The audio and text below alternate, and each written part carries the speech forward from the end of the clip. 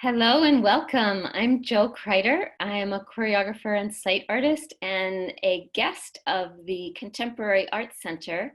And I'm here to welcome you to the Intersector Decarceration in the Arts series. This is our 5th conversation.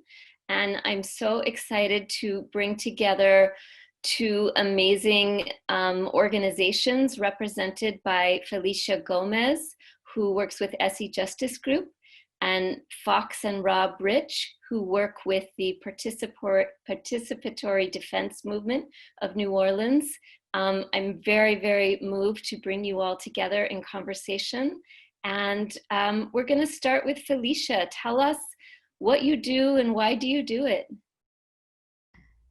Yeah, thank you so much, Jo. I'm so excited to be here with you, Fox&Rob, as well. I come to this work really I've worked previously very much so in the immigrant rights movement, more so from the queer migration angle, and working to disentangle the ways that local law enforcement worked with federal immigration authorities and to decriminalize the ways that immigrants have convictions. And so I'm coming to this work a lot from that background and really centering in Essie Justice Group's work to uplift the ways that women with incarcerated loved ones experience the pain, the trauma that comes from having incarcerated loved ones that often goes unnoticed. And at Essie Justice Group, we're a loving and powerful group of women that come together and know the experiences firsthand of having incarcerated loved ones and the pain that mass incarceration causes. And we lead campaigns that create change in our own communities because we also recognize the power that women have to be able to identify solutions and to lead the change in their own communities. Awesome. And full disclosure, I am also a member of Essie Justice Group and have a several-year relationship with the organization. So I'm a very biased fan member, hopefully activist with you all.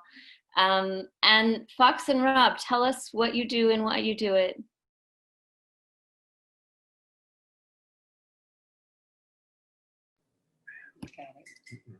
We are Fox&Rob Rich, a formerly incarcerated couple, a formerly incarcerated family who spent more than 21 years incarcerated in Louisiana before finally receiving clemency in 2018. Upon Rob's return and the restoration of our family, me also being previously incarcerated, having spent 2.5 years incarcerated and then returning home to our 6 sons and a practical life sentence of Rob's that we were working to give back. So from that, when we were released, we launched an organization called Participatory Defense Movement, NOLA. Participatory defense is a model created out of Silicon Valley by Debug. And it was to teach justice-involved families how to use awareness as the greatest form of defense. Long before, we get into the system, there's an opportunity to reduce harm. And the more we know, the more engaged a family can be in their own legal matters.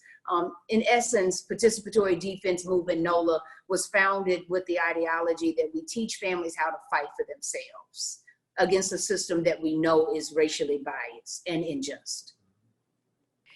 You know, one of the things that I love about what both of you do is you center the power of people who are justice involved rather than centering the powerlessness. And I think that's a really, really important frame. And I would like to just take that a little bit further and put a racial justice lens on that and to ask how do you understand your work relative to racial justice and centering Black women and Black families? I think one of the ways that I would just start, and then I'm gonna let Rob, who definitely has another voice in this. But for me, with our hub meetings, we meet once a week and with justice involved families. And out of say 20 to 30 people that show up for our hub meeting, our weekly hub meeting, we've been meeting for a year now, almost a year before COVID kicked in. And the women, the people that show up are primarily women. If we've got 30 people, probably 2 are men and the other 28 are women. So we definitely have a true appreciation for the work that the Essie Justice Group is doing, because the whole bulk of mass incarceration, it lays on the back of the Black woman, because she is the one that upholds the family. And so just in our work, we see that when we can empower these women to become soldiers, they teach other people how to fight as well. And people just can't do anything to you when you have a little knowledge and a support group. So not only are we teaching them tactical strategies on how to best reduce the harm done to their family through the justice process, but also we are a support group, because there's no shame, no humiliation, no embarrassment, or no hiding who I am, what kind of family I have. And that to see women and to see our families break loose of just those stereotypes allows them to be empowered to know that it is our duty to fight for our freedom, and it is our duty to win. I'm sorry, Rob.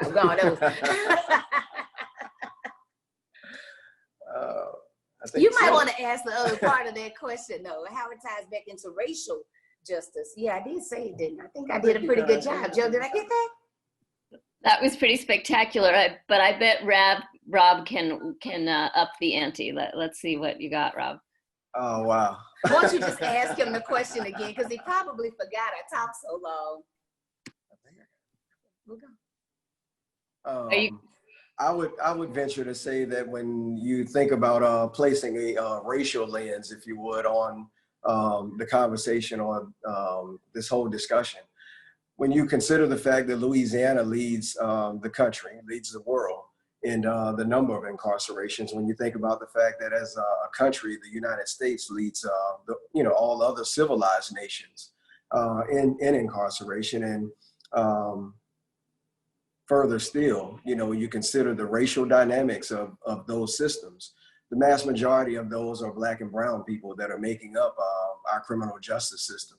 And also, when you go one further still and consider the fact that we have had a spike in women being prosecuted to the degree that they are now spending longer stints in prison.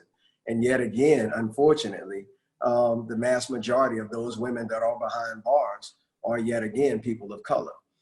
So when you look at that, it's not a racial lens that we have to place on it. It's a racial reality that we're dealing with. And it just speaks to the volume of the level of work, much like Ms. Gomez made mention from the beginning. One of the efforts with participatory defense is that we work to build campaigns around people and around justice-involved people with the same intentions in mind, and that's to right wrongs. That was good right there, baby. You like that? Yeah. Yeah, I'm gonna high five you too. Felicia, what do you have to add to that, or bring your perspective? Yeah, I feel like there is just so much alignment in terms of what our organizations do and just the realities that we are confronting that we're already uplifted. I mean, I think initially hearing this question being asked, my response was Essie Justice Group was founded to do exactly that, to lift up the ways that women, particularly Black women, experience mass incarceration and how this experience often goes unnoticed, but to utilize that as a mechanism to build power within our community. And one way that I really want to uplift is that we released a report a couple years ago called Because She's Powerful, which outlines exactly the ways that women experience mass incarceration. And it proved a lot of what we already know to be true through data that we got back from a survey that was sent out nationally that women responded to. And pretty much what that showed us is that 1 in 4 women and 1 in 2 Black women have an incarcerated loved one in prison in the United States today. And just like, again, right, like 1 in 2 Black women have an incarcerated loved one in prison. That's a wild statistic to really uplift in terms of the magnitude of the ways that mass incarceration impacts women. And how we are able to harness the power of women at Essie Justice Group through our work. One of our key programs is the Healing to Advocacy program, which develops cohorts of women who have incarcerated loved ones to pretty much heal, to talk about their experiences, to break isolation, and then also to be able to empower women to be able to engage in advocacy campaigns to do this work and begin to identify those solutions to mass incarceration.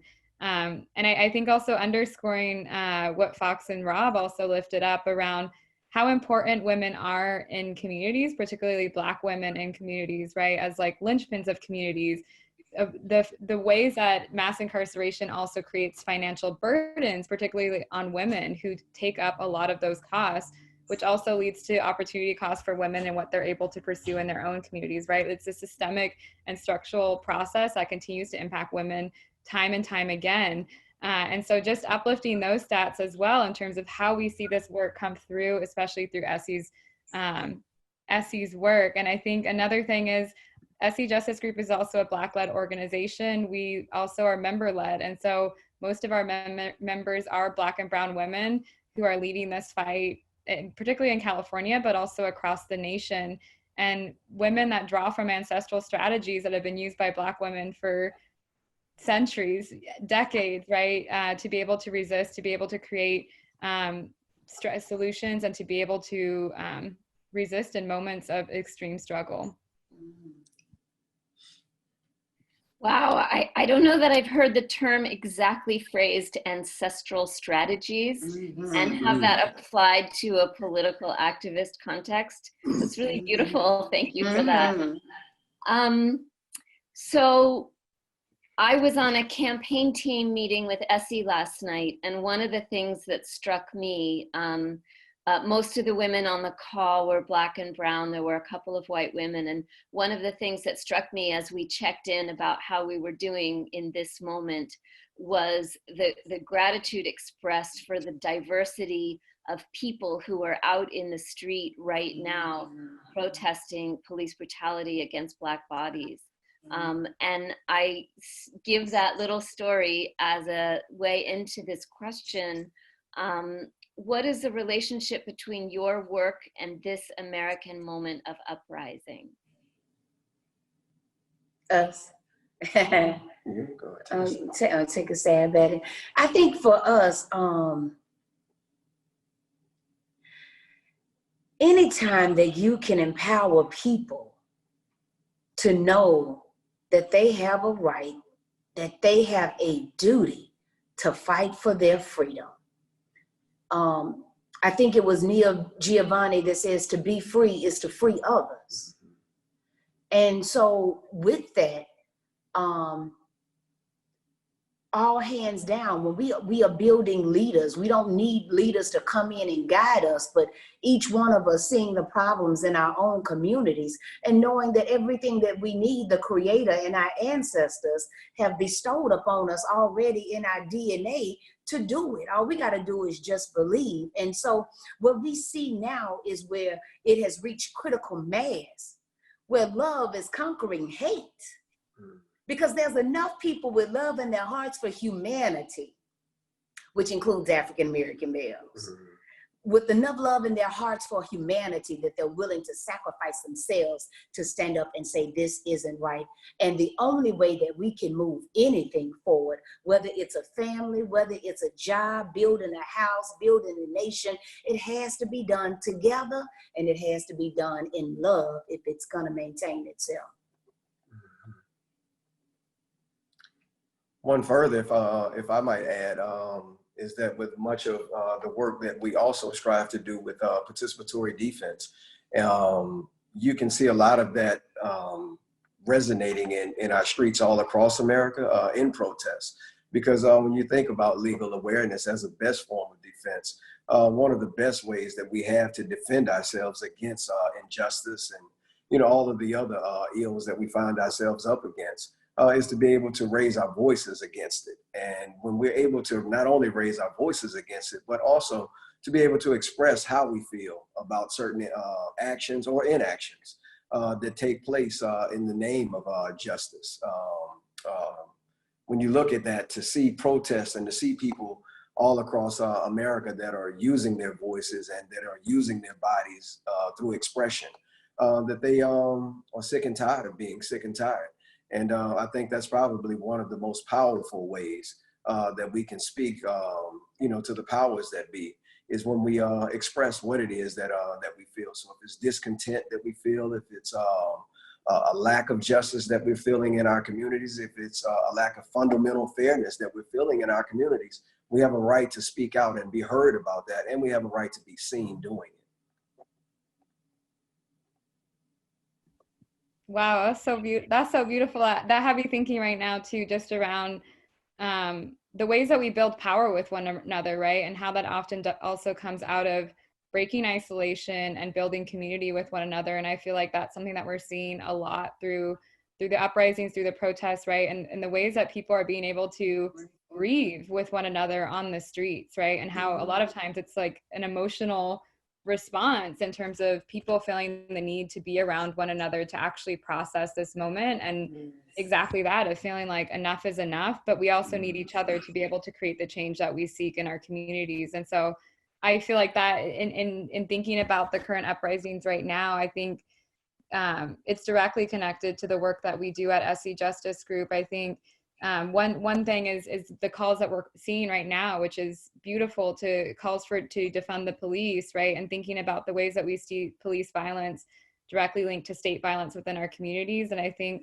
for us, one thing I'm thinking about for Essie Justice Group is our work relies heavily around mass incarceration and dismantling the carceral state as a whole. And so thinking about the ways that we see links between police violence in the streets with the ways that folks are criminalized and arrested and convicted, right? And goes back to, again, how we see jails, prisons, immigrant detention centers filled with Black and brown folks, and how this is just another arm, an extension, right, of the carceral state in terms of what we're seeing of police violence, police harassment on the streets is very much linked to the ways that mass incarceration functions and thrives in our communities. And so the work of and we had actually a conversation with Gina, our founder and executive director, who mentioned this on a call to us as staff last week, of just thinking about this, our membership has a direct stake in this fight of the calls to defund police, because we're fighting the exact same system, right? And recognizing that it is the exact same system tied together in order to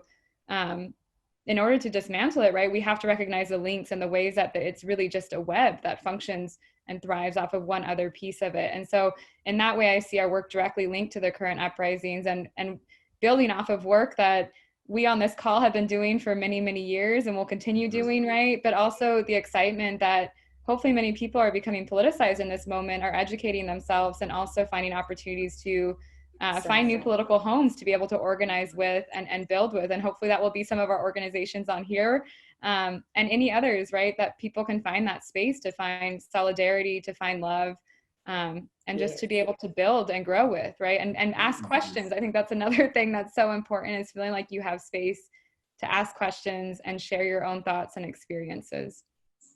Yes. One of the most profound moments for me of this American uprising is the presence of a new piece of public art in front of the White House, the Black Lives Matter, painted on the ground in front of where Trump is currently and hopefully temporarily living. I find it to be one of the most profound pieces of public art of this century, and I find it really inspiring as someone who makes public art. And I want to bring our conversation into art for a moment. I have made a piece with my sisters at Essie Justice Group that amplifies the voices of women with incarcerated loved ones through dance, through free public performance, through an original sound score, through the work of 6 amazing dancers who are also, most of whom are touched by incarceration in their own lives. And I want to bring the question of art to both of you, and I know you all have a lot to say. How is art a part of what you all are doing?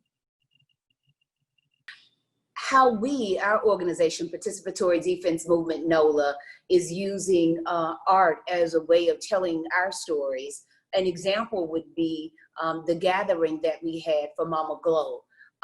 Last June, for Juneteenth, as we have launched a campaign to free Louisiana's longest serving woman. Her name is Gloria Dean Williams. She served 50 years incarcerated for robbing a corner store with a toy gun in 1971.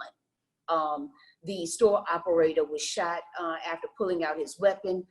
One of the people that were with her got in a tussle with the store operator, and there was a loss of life. All three of them got sentenced to life in prison, and Mama Glow still remains out of the three of them. The gentleman received clemency under the governor in 1987. So she had a hearing last October for a pardon. And in our efforts to lift her name up, we put on a Juneteenth performance at the Persista exhibit at Tulane University. And the graduates, which I am a part of, the graduates, we are a formerly incarcerated group of women who were a part of the LCIW drama club on the inside of the women's prison in Louisiana. And upon getting free, we came together in a theater ensemble, and we do a performance about the women who most impacted our lives that are serving life in Louisiana. And we did a piece on Mama Glow. And so just being able to lift the women from behind bars who are serving life in the manner that PDMNola and the graduates have, I just think it added another level of connection to people rather than just a rally. When people see the arts, it opens their spirits and their hearts and their mind in another way, because it, like you, Jo, it incorporates music, it incorporates acting, it incorporates, you know, just opening of spirit, if you would. And so just to see people being in a space where they can receive truth through the arts, they're just more open to. And so that's just one of the many ways. 2 weeks ago, we released 50 lanterns in a performance of singing and dancing over the river in Baton Rouge, right by the state capitol, to recognize the 50 years that Mama Glow has served, that this 50th lantern would represent the very last year of incarceration, as we are now nearing a year of waiting on our governor to sign. So that's just a sample of how we have incorporated the arts to free, again, our Black mama who left behind 5 children who have not yet had an opportunity to be with her, but to lift her name that our governor will sign and she will be able to return home. Incarceration falls on the shoulders of the Black woman. And that's why we're so grateful to Essie. I can't say it enough.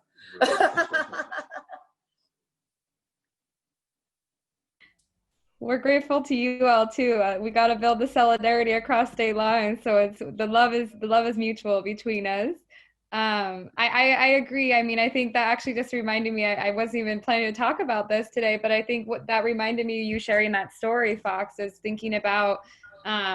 We were also Essie Justice Group was part of the National Bailout Collective, and so we actually just bailed out our Black mama in mid-May. She was being held on $200,000 bail in California, in LA, and we were able to bail her out to be able to be with her children. And because of COVID-19, we weren't able to have a typical welcome home party to welcome her back. And our sisters decided to develop a welcome home party that was a talent show. And I will just tell you that I was like floored by the talent that exists within our membership, within our sisterhood. We had multiple people sing songs to Miss W, the woman who we were able to bail out, recitals of poems. It was beautiful. It was like emotional.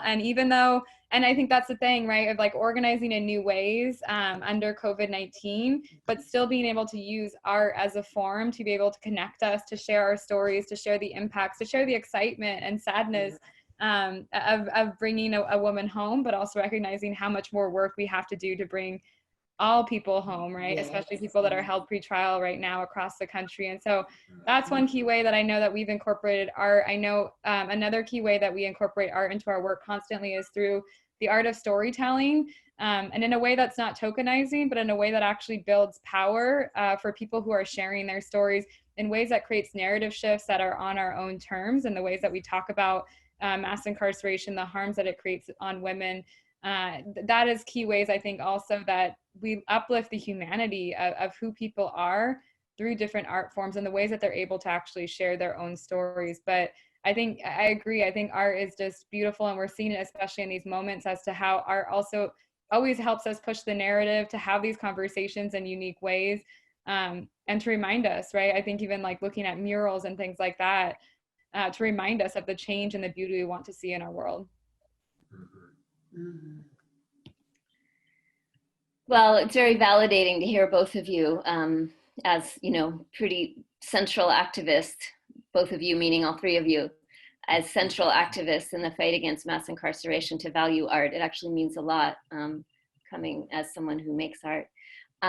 So just, you know, as we end the conversation, tell us how people can get involved. What can people do? There's a massive uprising of desire to contribute to change that affects Black lives, that values Black lives, that ends income inequality, which is something that COVID-19 has revealed so deeply. So what can people do? Maybe we'll start with you, Felicia. Yeah, definitely. So there's several things that folks can do if you're interested in Essie Justice Group's work. One is we just recently launched a campaign called Lives on the Line. It's an urgent fight to bring our incarcerated loved ones home, and a direct response to the COVID-19 pandemic and how it's spreading rapidly throughout prisons, jails, and detention centers across the nation. And so we've outlined a series of demands that were member developed based on what women with incarcerated loved ones were demanding for them and for their incarcerated loved ones. So we have a series of 6 demands. We have a website at livesontheline.org that folks can check out to be able to read those demands. And then we're also inviting folks who do have incarcerated loved ones to share what it means to have an incarcerated loved one during COVID-19, and why you're fighting to bring your incarcerated loved one home right now. So that's one step. We also, as I mentioned, participate in the National Bailout Collective, which is also asking for donations in this moment, especially as a lot of folks have been arrested in protests right now. The National Bailout Collective is trying to also put more funds to be able to bail out protesters. And so if you are able to, I encourage folks to also donate there.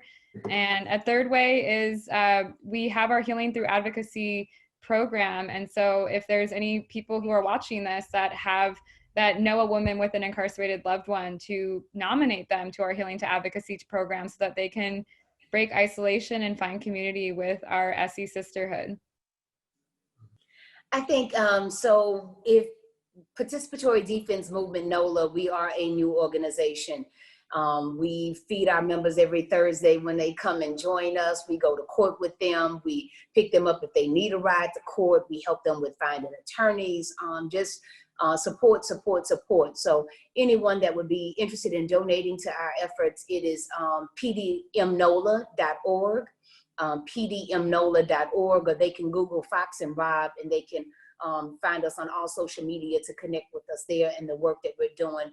That's one. And out of that would even come our campaign for Mama Glow. We must bring home the woman that I believe to be the longest serving woman in the United States. And if she's the longest serving woman in the United States, she's the longest serving woman in the world. She deserves an opportunity to come home. She just recovered from COVID after 3 weeks in ICU. She's 74.